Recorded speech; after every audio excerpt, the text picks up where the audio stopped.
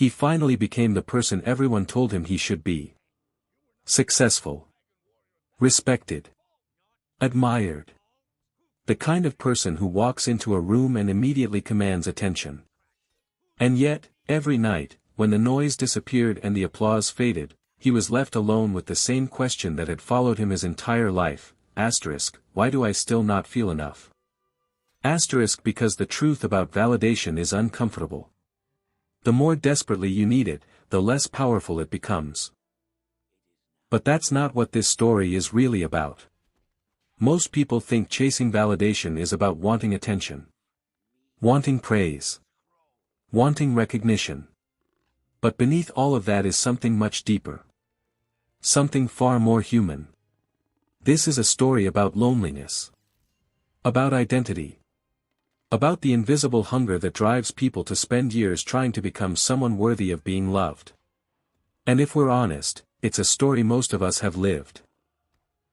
Because almost everyone, at some point, has confused being accepted with being valuable. And that's where the film quietly changes. Not on the outside. But inside the character's mind. And maybe inside ours too. The story begins long before the achievements. Long before the confidence. Long before the image everyone else sees. It begins with a wound. A moment when someone learned that who they naturally were didn't feel sufficient. Maybe they were ignored. Maybe they were compared to someone else. Maybe they were praised only when they succeeded. Maybe they learned that love seemed conditional. Not spoken. Not written down. Just quietly understood. Be better. Do more. Earn it. And from that moment forward, a belief is born. A dangerous one. If I become impressive enough, people will finally choose me. Most people know this feeling. Maybe you've experienced it yourself. Maybe you've worked harder than everyone around you. Maybe you've changed parts of yourself just to fit in. Maybe you've spent years becoming someone other people would admire. Not because you wanted admiration. But because you hoped admiration would become acceptance. And acceptance would become love. But that's where the misunderstanding begins. Because validation and love are not the same thing. And neither are validation and self-worth. One of the most important scenes happens when the character finally gets what they've always wanted. The promotion. The recognition. The attention. The achievement. From the outside, it looks like victory.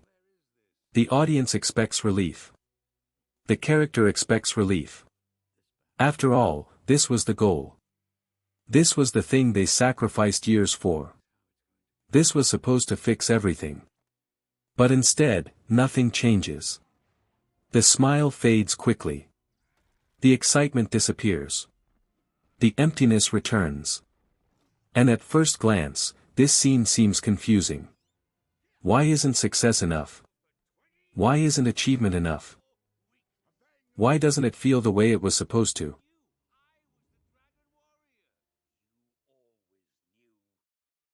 Most people completely miss what this scene is doing. Because psychologically, the character wasn't chasing success. They were chasing emotional permission. Permission to finally feel worthy. Permission to finally relax. Permission to finally believe they mattered. The achievement was never the destination. It was simply a vehicle carrying a much deeper hope. And that's why it fails. Because no accomplishment can permanently solve an emotional wound. Achievements can change circumstances. They cannot rewrite identity. And that's a lesson many people spend decades learning. Another scene quietly reveals something even darker. The character becomes obsessed with other people's opinions. A compliment changes their entire day. A criticism destroys it. A single rejection feels catastrophic. A single approval feels euphoric. At first, this appears to be confidence. But psychologically, it's actually dependence. Because confidence isn't emotional stability when people praise you. Confidence is emotional stability when they don't. The dangerous part is that validation addiction often disguises itself as ambition. People think they're pursuing excellence.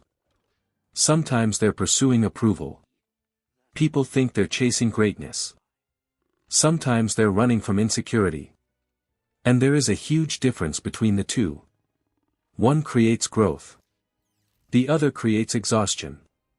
Because when your value depends on external approval, life becomes a never-ending performance. Every interaction becomes an audition. Every mistake becomes a threat. Every criticism becomes evidence that you're failing. You stop living. You start proving. And those are not the same thing. What makes this painful is how closely it mirrors real life. Think about social media. Think about careers. Think about relationships. How many people are desperately trying to be seen?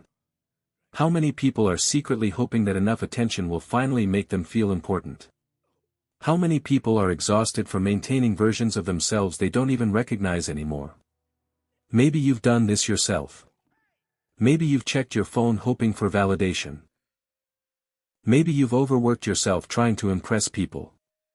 Maybe you've stayed in situations where you weren't valued simply because being chosen felt better than being alone. Most people have.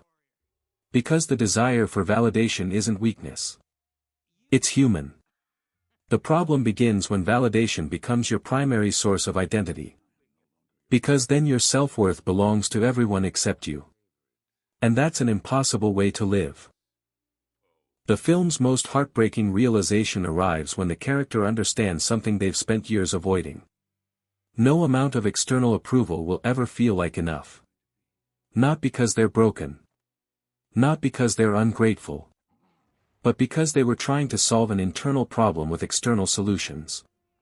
Imagine trying to fill a hole in the floor by painting the ceiling. That's what validation often becomes. A solution aimed in the wrong direction. The praise feels good. The applause feels good. The attention feels good. But only temporarily. Because underneath it all, the original question remains untouched. Am I worthy if nobody is watching? And that's the question the character can no longer avoid.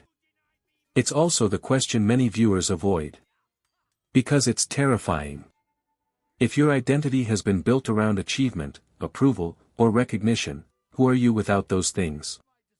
Who are you when nobody is clapping? Who are you when nobody approves?